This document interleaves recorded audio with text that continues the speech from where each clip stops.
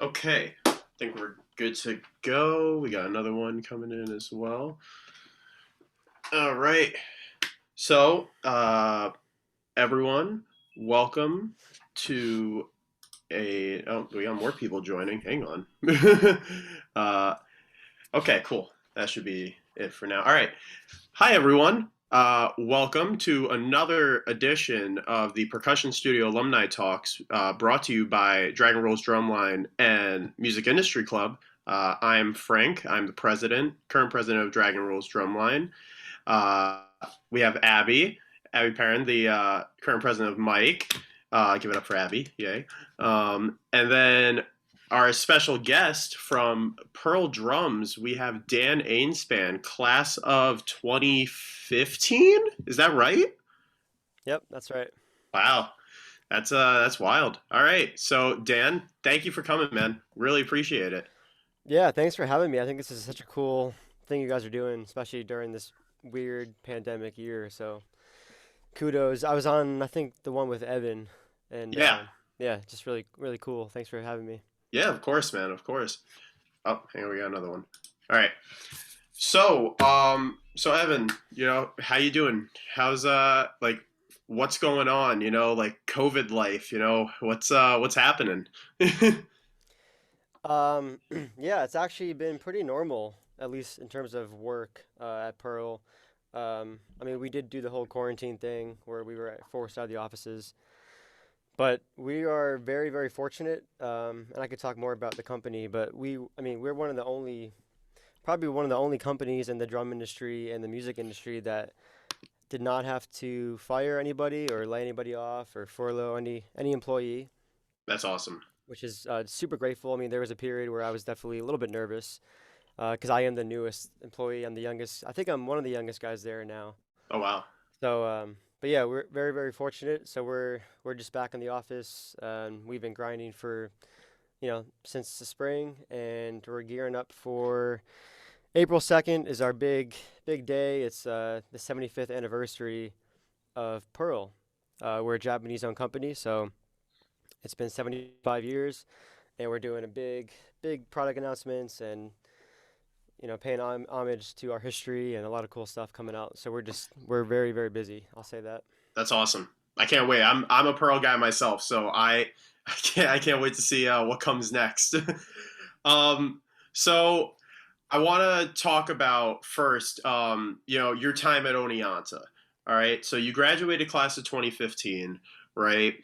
Like, what was your time at Oneonta like? So what did you do? Where are you from? Did you start freshman year? Were you transferred? Lived on campus? Clubs you were a part of?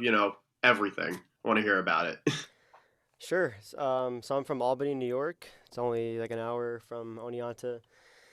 And I had known a few people older than me that had went to Oneonta, that went through the music business program, and I heard nothing but good things. So I took that one visit, and I just could feel it that it was the right place for me. And so, yep. So class of 2015, I was there all 4 years. Very fortunate to have studied with Julie, and I see Blake on the call as well, and Dr. Joe Pignato as well.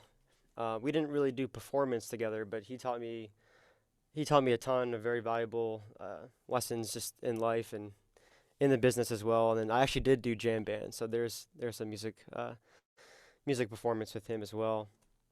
Um, but yeah, I kind of had a pretty standard 4 years. I mean, obviously, I was drumline and percussion and just music in general was a huge part of my time there. I tried to be very, very active. So I was president of the drumline for 3 years. And then let's see, I mean, I did percussion ensemble. I did some of the jazz bands. Playing the Zappa band with Paquette, that was definitely one of my highlights. I did that for, I want to say 2 years.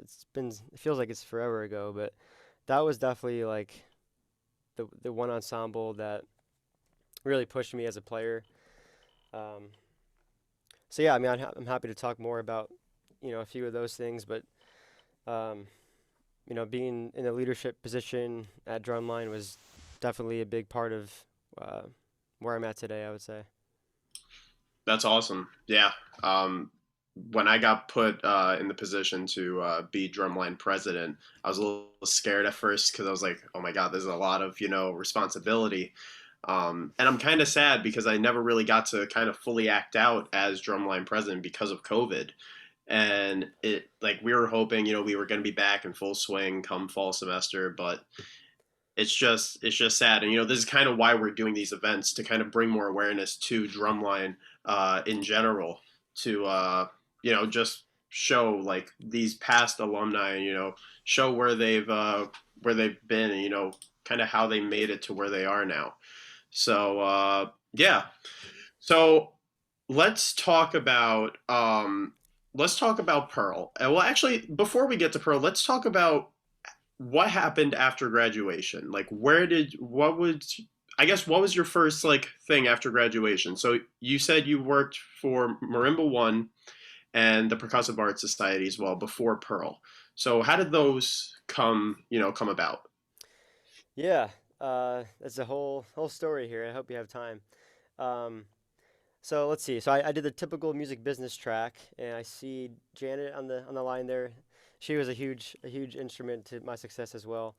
Um, but I needed the internship for credit, and I had done a few local internships. I did one at a recording studio in Albany, and kind of doing the typical internships that could get the credit. But then as I was graduating, I think I had already surpassed the credit, but I still, yeah, at that point I was like kind of just like, okay, I need a job. And I thought that my life was going to be taking me to New York City. I thought I was going to do a typical New York City music business kind of thing. So I was looking at really anything, not the drum industry, honestly. I was looking at like Sony Records. I actually did an interview at ASCAP in New York, and because there were a few alumni that used to work there, if not that still do, but pretty sure Max DeMagistris, who was also the president of Drumline before me, I think he was involved. I'm pretty sure with that company, but um, so anyway, I just remember like I had graduated and I had this interview lined up, and so from Albany I took the train, and I'm in like my suit that I never wear, and I had my class ring on, and I thought the interview went pretty well. It was definitely like I was definitely very nervous. I had nothing like I had really done before. And so I'm kind of in this waiting period. I hadn't heard back from them. I'm doing the typical follow-ups and trying to be professional. And throughout that time, I was also aware of this internship at the Percussive Arts Society. And for those that don't know, PAS, they are based in Indianapolis, and they put on PASIC every year. But it's a nonprofit percussion organization that kind of represents drummers and educators just around the globe. And so I think Julie, or a combination of Julie and Pignano, had kind of made me aware of that. And Blake also, they really helped push me to apply. They knew like, I'm a really good candidate. And for me, this was kind of like a shot in the dark, because we had actually had some other alumni that had gone out to Sweetwater, which is also in Fort Wayne, Indiana. So to me, that was the only connection. That was like the only thing that kind of made it real. Like, could I actually live out there? And having some other alumni from Oneonta that have done it and have their success stories kind of helped with that. But it was still like I was super. What's the word? I mean, I was just very anxious, and I was like kind of like, what the heck? I'll apply for this internship. But to me, like, I mean, this internship kind of represented, for me at least at the time, kind of like the holy grail of what I could get. So I think that's an important lesson of like, in terms of not putting all of your eggs in one basket. So like that, to me, I had the PAS internship as like, okay, this is like the number one, but what else? If that doesn't work out, and in my mind, it probably wasn't going to work out. I had a few things in New York. I was also doing an internship with this drum magazine, also in New York, that I probably wasn't gonna get a job out of. But like I had these different sort of pockets of people that I could network and contact, and so I wasn't necessarily gonna be just back at my parents' basement. Nothing wrong with that, but I sort of always had a few things that I was ready to do. So anyway, I applied for this internship, and I remember like I think I called ASCAP, and I'm just like, okay, like I need to know what's going on, because I think at that point I had gone pretty deep with the interview process for the Percussive Art Society, and I was made aware that I was, I think, like a finalist for that. So I'm like, okay, I'm either going to be in New York City or I'm going to be in Indiana. Like my life is going in two completely different directions. And I told my family, like, if I get the internship in Indiana, like I'm taking it. You know, as a drummer, like there's absolutely no way I was not going to take that, right? And so it just kind of worked out. I'm a believer that things sort of happen for a reason, uh, just in general. And so I got the call, and yeah, I remember like they didn't even really ask me. They just said, "Yep, you are our intern." So luckily, I was already like, "Okay, I'm gonna accept this internship." And so yeah, I did the internship, and from there, that eventually led to the full-time job, and led to some other things as well. But do you guys have any questions before I kind of keep going in the story here? I know I've been talking for a while. I'm good. If anybody else has any questions, please feel free to put them in the chat. That is completely okay. But you're free to keep going, man. Okay, cool. So yeah, so I guess I would say, for you guys that are definitely thinking about internships and career in general and jobs, right? Um, so when I got the internship, and it was a very valuable, like, it wasn't just me getting coffee for the rest of the staff, but I think there's, you kind of hear the stories of other interns, and kind of how I was told that I sort of stuck out, and I think that, I mean, that was definitely something I really tried to do. It's like, okay, I'm going to take this super seriously. I'm going to give 110% every single day for this internship. Because my goal at that point was, okay, I have the internship, I landed, I'm now like going to be at this one step, and how can I get to the next steps higher on the ladder? And so, like, at that point, it was, okay, this is either going to lead to a job with PAS or it's going to lead to an industry job. And I wasn't quite sure where that would land, in the middle of it. Um, But the internship was very like generic, so it was a lot of marketing, social media, just kind of helping out with anything.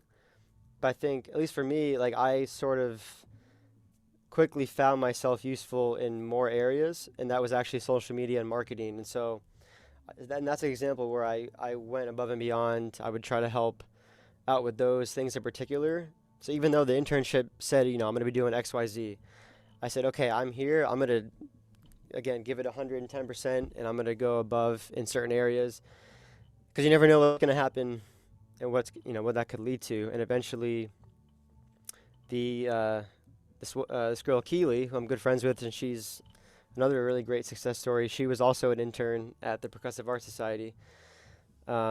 She was doing all the social media and marketing. She got another offer, and then, look who's already there. I was right there, ready to go. So like they just kind of handed me the keys, and I was hired from the internship. And so, excuse me, yeah. So I was then hired. I was working there for a few years. I guess like I also realized that I had maybe had, and I'm not talking badly about the Percussive Art Society. It's a great organization that does really great things. I mean, I'm still in touch with those guys, friends. I actually emailed the president last week for something to do with Pearl. But my point is, when I was in college and I was younger, I thought this internship was kind of the golden door, is going to be my answer to everything. I'm going to make it after that. And then you get there, and yes, it's awesome. But for me, I realized, okay, this is a nonprofit organization, which has a lot of limitations. That's something I didn't really think about, when I joined this company, and just a lot of other,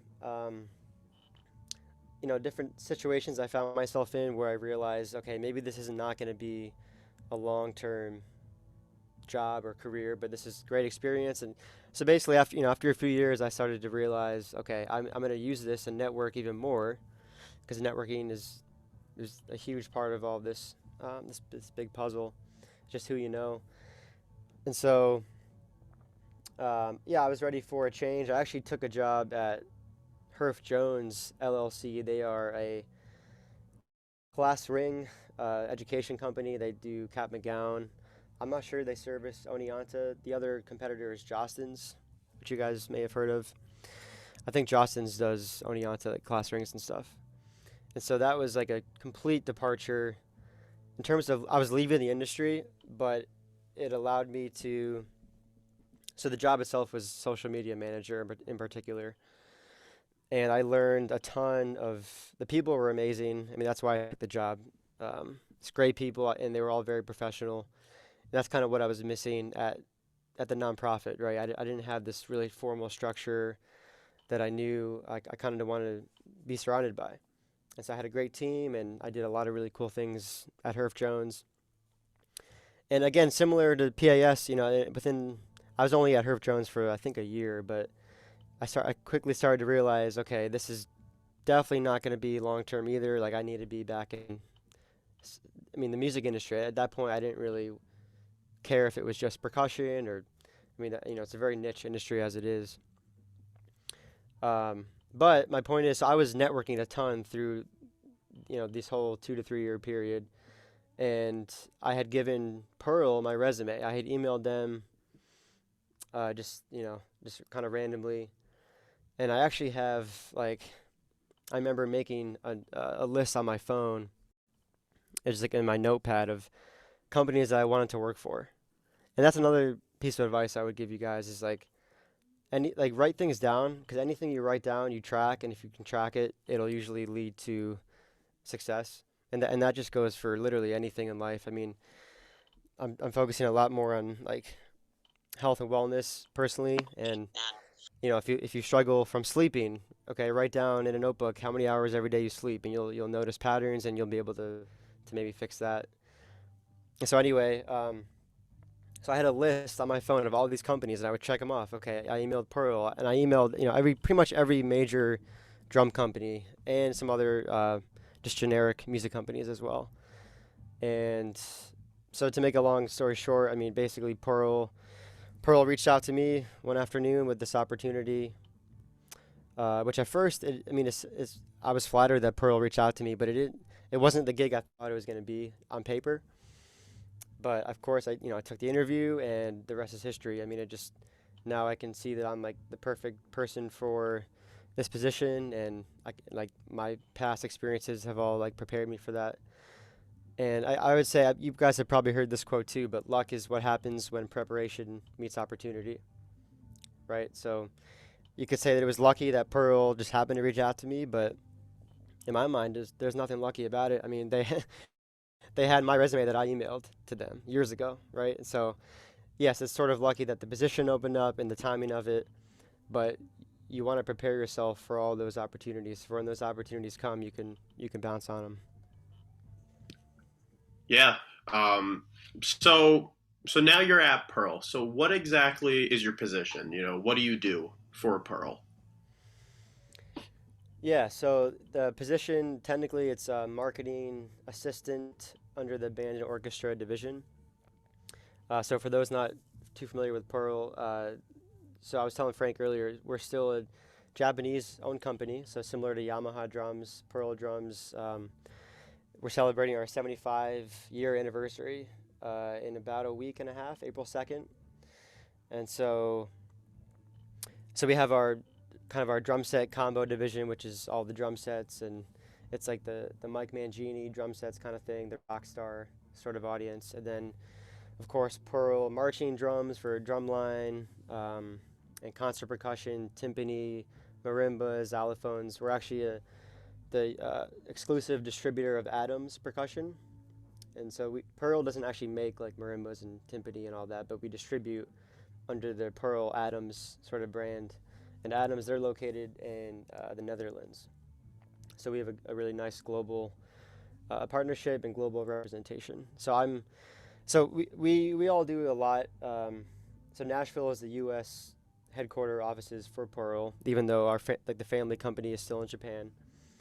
And so I do everything from I manage some of our B&O social media accounts, band and orchestra. I do everything from press releases, which I'm pretty busy in right now. We're getting ready for some new products, updating our websites, and then a lot of artist relations because we work with educators and endorsed artists from all over the country. Awesome. What's it called? I know once you said Mike Mangini, my friend Brett over here ran over and grabbed his Mike Mangini snare, I believe. Oh, Or what is it, Brett? it's the Mike Mangini. They don't, you guys don't make it anymore. The Mike Mangini signature snare. It's a 10 by 6.2 inch birch snare. Yeah. It's like my favorite drum out of all my entire kit. Yeah. Thanks for that, Frank, by the way. Yep. Yeah. So there's that. What's it called? So you're in Nashville right now, right? Yes, sir. So how is that? Like, can you talk about like, moving away from home and, kind of living on your own now and trying to, survive, I guess, with this job? Like how is that? Like, how did you deal with, moving away from home, I guess for the lack of the better term, out of the parents' basement type of thing? Like, did that hit you? Like what kind of struggles did you face? Stuff like that. Yeah, it's funny. I remember I did the interview for the PAS internship in my parents' basement. So it's literally did that move. Um, yeah, it was. I mean, moving anywhere is very challenging. So moving from New York to Indiana was very scary. Honestly, I mean, I knew of the other Oneonta alumni, but they were a few years older than me. I didn't really have close connections with them. I mean, I really didn't know anybody. So it was exciting, but I just knew in my heart that that was the move for me. And so yeah, moving again from Indiana to Nashville was probably equally as stressful, mainly because of the pandemic and some personal things I was going through at the time. But yeah, it's you just try to stay focused on why you're doing it and trying to stay sane. And again, luckily, I mean, you want to find a company that really cares about their employees, and over, that's what people say about Pearl, and I see it every day. And just to give you sort of a glimpse, I mean, during the kind of the height of the quarantine and the pandemic, where I thought maybe I was gonna get let go or just at least have a pay cut, which never happened. Um, but instead, what does Pearl do here in Nashville? They redid our entire break room for the employees. So they took off like all new appliances. They ripped the floors apart, and I remember thinking at the time, like, what the heck what is this? We could be doing so many other things. Of course, I don't know the context behind that project, but it just go. And now, like, we have a beautiful break room, and it's for all the employees to have lunch and talk, and they invest in their people. They really do. So I felt very comfortable, even with the move. I mean, they helped out with that. So they were always very supportive. So, when COVID hit, did you have to work at home, like from home, for a certain period of time, or else were you still in the office, like no matter what?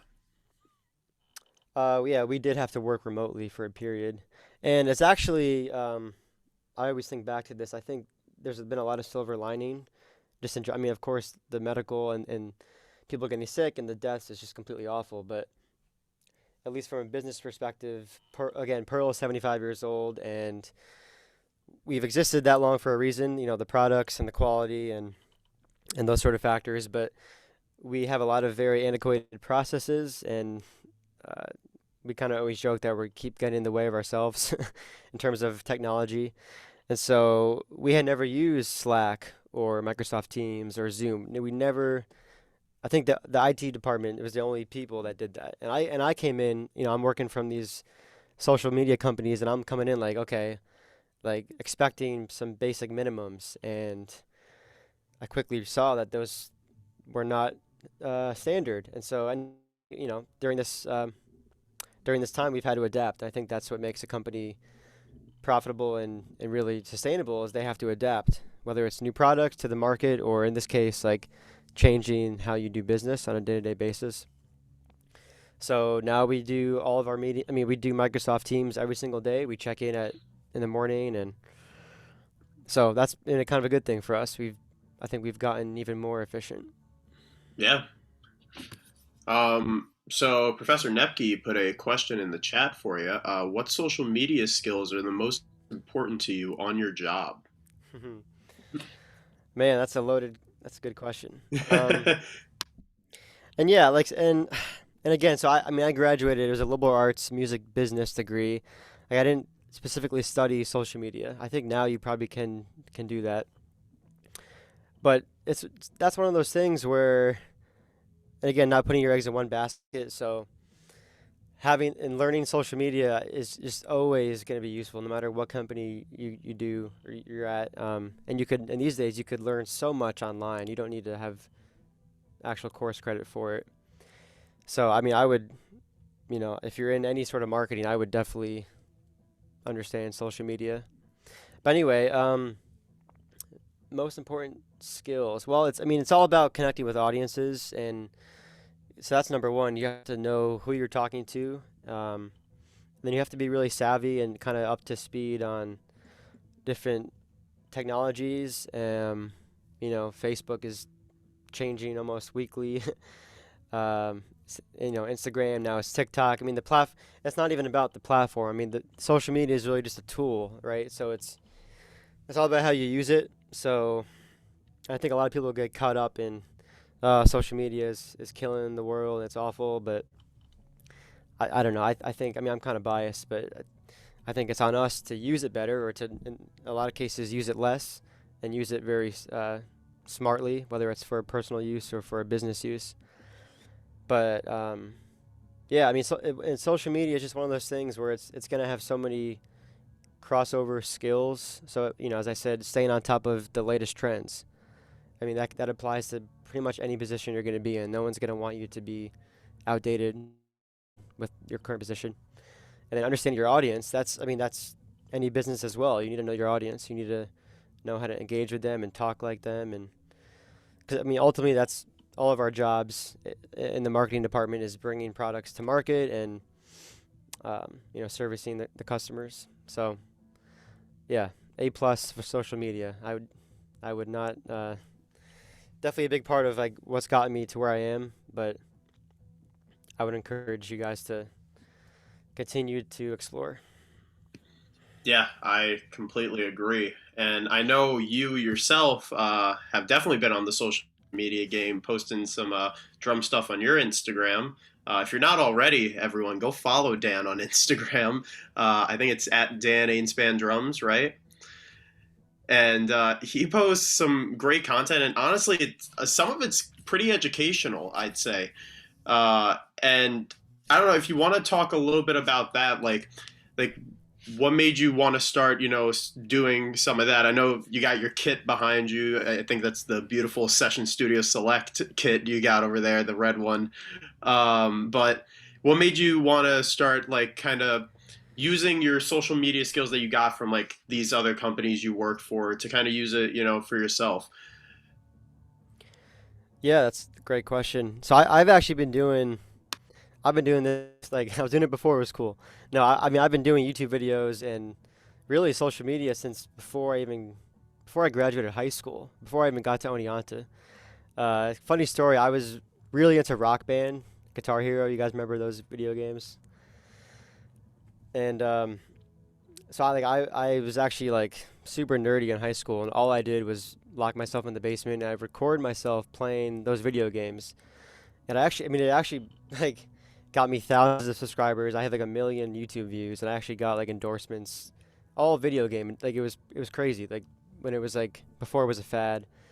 So anyway, so like that was always sort of what I love to do in terms of creating content, and like you said, putting out some educational content as well. I love to create. I love to make videos, and so ultimately I also did the audio minor at Oneonta as well, and that's where I got to really get some really good hands-on experience in the studios and do the audio production track with Brett in Orlando. Miss that guy. So yeah, I mean, so that's always been like I've always said no matter what I do for my career, like I'm never gonna stop playing and putting out content, even if it doesn't get me, even if it doesn't make any money, or if it's just 5 people viewing it. It's more for me. So I mean, luckily here in Nashville, I'm surrounded by the same like-minded people. Definitely, I've met a ton of talented drummers better than I am, but it's it's not about comparing, but it's very easy to do that, and I'm guilty of it as well. But yeah, I'm just trying to, and I mean that's another thing when you talked about moving to a new city is like you have that tool of social media to introduce yourself and to become known on a much quicker scale than if you're just gonna send emails and not use all the tools that you have. So I mean I'm using it for education and entertainment, but it's been a huge networking tool for me. I mean I've gotten I think every gig this year, and I've been playing a bunch recently. But I think every gig I've gotten has resulted, or it's been from like an Instagram message. Someone sees a video of mine and they message me, or they can see that there's some social proof and I'm a good guy, and so it's been really helpful. Yeah, I was gonna say, I saw you've been getting some some gigs as of lately. I was curious as to how that was going, like with with COVID and everything, like how those maybe came about. You just said people message you on Instagram, like artistically, how have you dealt with the pandemic? Um, yeah, I mean, again, I'm very fortunate. I mean, you meet a lot of musicians here in Nashville that like they rely on those gigs, like that's their only source of income, or they're doing that and they have, another small, they might be working at Amazon or a food delivery service. Again, nothing wrong with that. That's their path. But I've been very fortunate that I'm not doing it for money. I mean, I definitely want to get paid playing, and then like I'll take free gig. I mean, that's another thing too. Like I mean, I tell some of my friends here like I'm saying yes to pretty much everything. Always say yes early on because you just never know where it's gonna go. So like if someone has a gig for me, I'm pretty much saying yes unless it's like a heavy metal gig, which I don't really play. But like, you know what I mean? It's just like giving yourself that opportunity because again, that's when the luck happens is when you're prepared and when you have all these chances. And so yeah, it's been really good. I mean, every city has been really hit hard with the pandemic, especially Nashville as music city. But we have, for arguably for better or for worse, we've opened up like earlier than most other. I mean, definitely more than New York.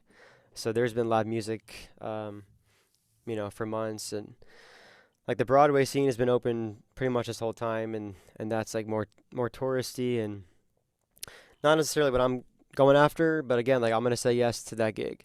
I'm also doing like acoustic. If someone needs a drummer to play cajon, I say yes to that gig as well. And so yeah, 2021 has been like really uh, good to me so far. And it's kind of like a domino effect. I think once you get like one gig, that's enough good presence. So I played basically downtown last week, and now that's led to like a bunch of other things. So you do a bunch of small things, and it's similar to small steps on the ladder, right? Instead of just a few big leaps, you just keep doing these small things, and eventually uh, they'll lead to something bigger if that's what you want. I mean, it all depends because some people are just completely happy with doing like the small acoustic gigs. I mean, it's all depending on your goals. So, and like again, going back to writing things down, I have some scattered Word documents of like my goals here in Nashville in the next like 4 to 5 years, and those goals are everything from me being at Pearl and also to me performing and teaching, and so we'll see how it all goes. Yeah. So my next question kind of puts the three professors here in the call on the spot, but also puts you a little bit on the spot. Is there anything specific that you can remember from either one of the three professors in the call, or else just, in general from any professor you had at Oneonta that really stuck with you, that really kind of shaped you into the person that you are today, that helped you get to where you are, to where you are now? So who do we got? We got Janet, Blake, and Julie, right? Yeah. Yeah, I mean, as I mentioned in the earlier, like those three, and Dr. Joe, Dr. P, like and Mark Paquette, but yeah, they have all shaped me in different ways. I mean, I think Julie number one, because I spent the most time with her in percussion, and I mean, again, I mean, you guys are all musicians. Are you guys all in drumline?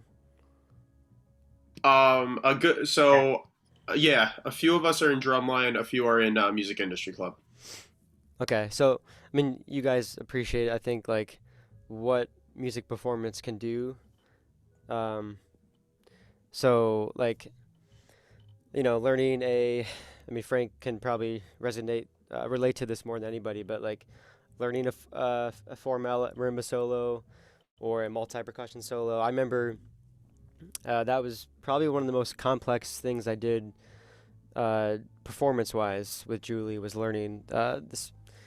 It was a multi percussion piece that was just so far out there. And I remember telling her, like, still to this day, I enjoyed the process. I think maybe more, yeah, Rebounds by Giannis Xenakis. And the process was almost more enjoyable, if not more valuable, than the performance. And what I mean by that is, like, how to problem solve. I mean, we spent weeks just figuring out what mallets to use and why. And there's kind of, for those that are familiar with the piece, it's a multi percussion setup, but there's really no rules. It's just like here are the notes and play it musically. So there's a lot of you can look on YouTube and there's a bunch of recordings of how different musicians have interpreted it, and so that's a super valuable skill to have. I mean, for anything, even if you're not performing, it's just like problem solving, but also just the skill of listening. I mean, so I mean, I listened to so many other people play it before I felt that I could, have my voice on it, right? And so I think, and without getting too deep or too political, I just, it seems like in the past few years, everyone is just so vocal so quickly, or, in social media, and we just always have a response. We always have a side, right? We're either left or right or for this or against it, but just having that ability to listen and actually, ingest other people's opinions and learning from that before just proclaiming your own voice is pretty valuable. So yeah, percussion lessons with Julie like was super incredible. And then again, drum set lessons with Blake. I mean, I'm still sort of doing some part-time lessons with him, and we've been super close ever since graduating. And he's just been such a good mentor for me. Um, and of course with Janet, she was probably one of the most professional uh, teachers I had, and just really taught us a really good work ethic. And yeah, I miss everyone at Oneonta. So, and then again for Dr. P, like he I took at least a few of his courses, but like the music, I think it was commerce and consumerism, and that was the real meat and potatoes like music industry course. And it's cool to see how I have a ton of friends that took that class, and we've all sort of gone to different journeys. But I think having that solid educational base from Oneonta has been super helpful. That's great. And Professor Nepke, I've never gotten to take a class with you, and I'm sorry about that. But this is my last semester, so sadly not going to happen. But I have only heard good things. So yeah. So oh, hang on, we got another person coming in. So you're also, you're doing some performing stuff right now as well. I just want to talk about real quick, like drumming wise, like, what type of music did you listen to? Who were your influences musically, drumming, any drummers you really looked up to, where'd you go, based on that? Yeah, so I'm definitely more of an alternative kind of rock musician.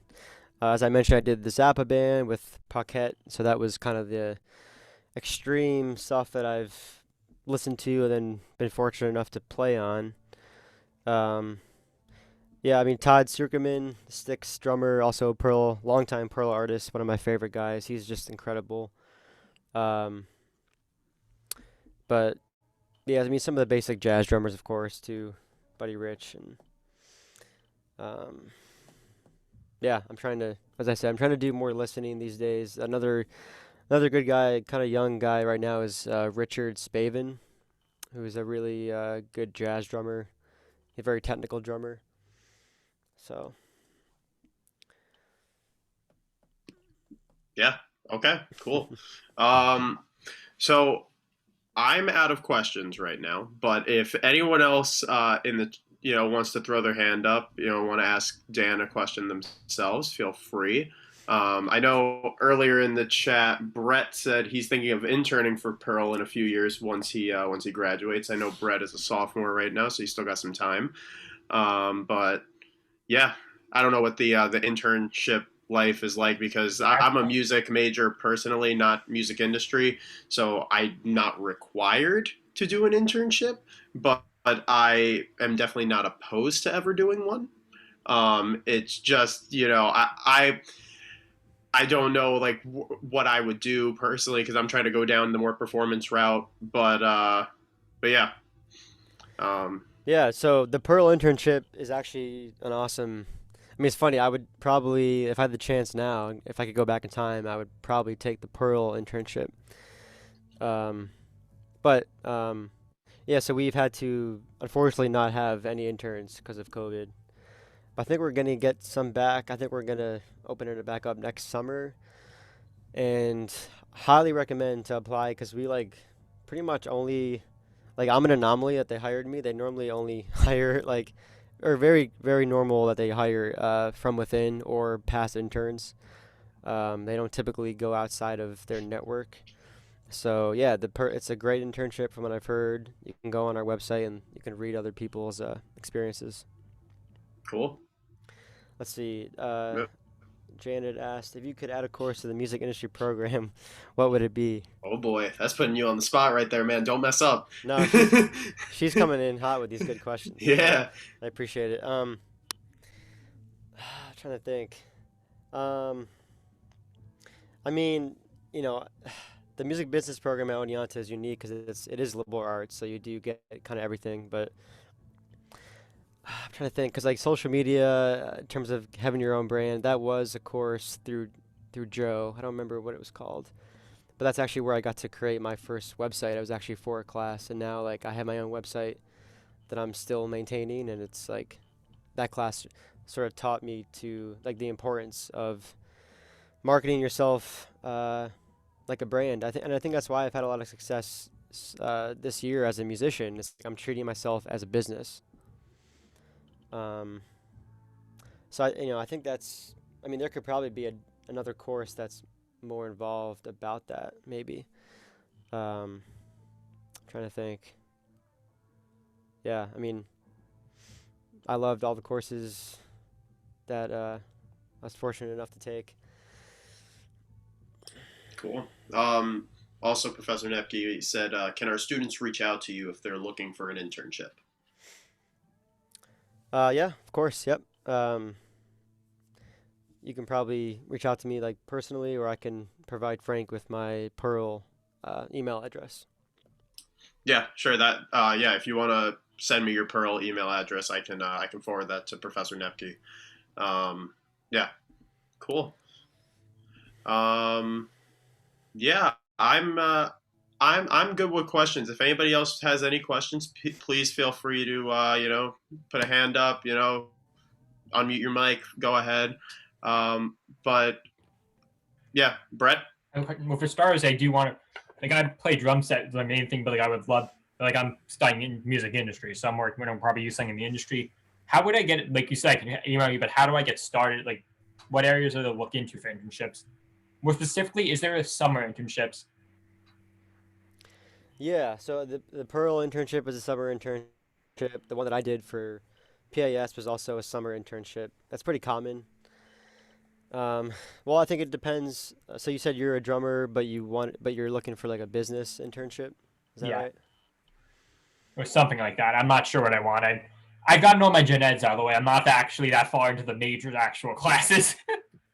Sure. Yeah, and you have some time. I think it's also something I maybe didn't think about enough is like a lot of really real questions and things that you're gonna have to figure out. Like, okay, where do you want to live? Do you want to Are you gonna want to get married at a certain age? Do you want to have kids? Do you want to have a big house with a fence and a dog? Like that that really does like change things. And of course, these days you can do a lot more jobs remotely, and it's becoming more accessible. But sort of asking yourself. So I knew like, okay, I wanted to be in New York City, and then I had Indiana as a possibility. But I mean, and there's some other alumni. I'm thinking of Sam Jackson that's out in, I think she's still out in Las Vegas. So, I mean, think about where you could see yourself living. I would, again, write down, make a list of the cities, and then from there you could see different jobs online. Another thing is, look at other people that are in positions that you want to be. So, like, go on LinkedIn and find people that work at so and so companies that maybe have cool job titles, and you could look at their past. You could even reach out to them, but just kind of see what was their journey like, and what is. And so yeah, when think about what that next internship is going to do for you. For me, the PIS internship was I think the most valuable thing I got from that was just the networking, and very quickly I was known within the percussion world. And again, so when it was time for the Pearl opportunity, it was like, oh, we already know Dan, like we have his resume, but we know him from PASIC, and we know he's a good guy. So like, you want to put yourself in that position. Do you think they'd have any internships, like for example, I could do like this summer, like as like a summer job to like learn get experience between semesters, or do you don't think they have anything like that? Are you referring to Pearl? Your Pearl specifically, but Yeah, no, we unfortunately we're not having any intern kind of work until at least next summer. all right, thank you. Um, I have a quick question that I just thought of. So now you're working at Pearl. When you first got to Oneonta as a freshman, what was the goal once you graduated? Like, what did you see yourself doing right after after graduation? Was this it, or was it something completely different? Yeah, that's a good question. I mean, funny enough, I did not like Pearl was not on my radar. Like I didn't say I want to work at Pearl Drums. I mean, that was not what I was thinking.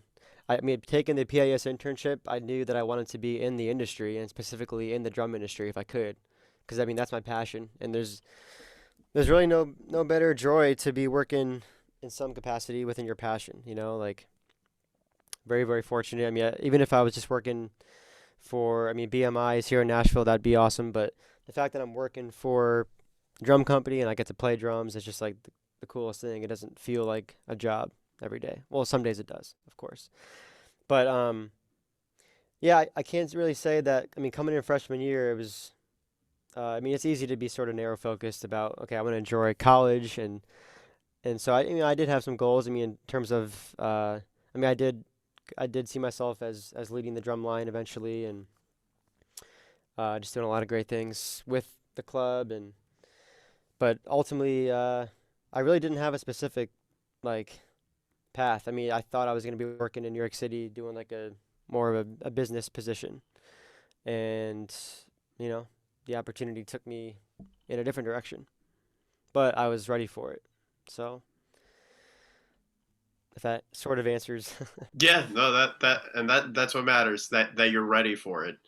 Yeah. So if nobody has any other further questions, Dan, I want to thank you for taking your time to come out. This is great. We really appreciate it, man. And thank you everyone for coming. Dan, I'm gonna ask you to stay on the line once everybody goes, but thank you, guys. Really appreciate it. And next week, if you guys stay tuned, we'll have Haley Tui next week. She works for Sennheiser and Neumann. So come out for that. It is actually on Thursday. Hers is going to be on a Thursday, April 1st, because we had to work with her schedule for that one. But yeah, Thursday, April 1st, same time, same place. And yeah, thank you, everyone. Cool. Thanks, guys. Thank you. Well, thank you.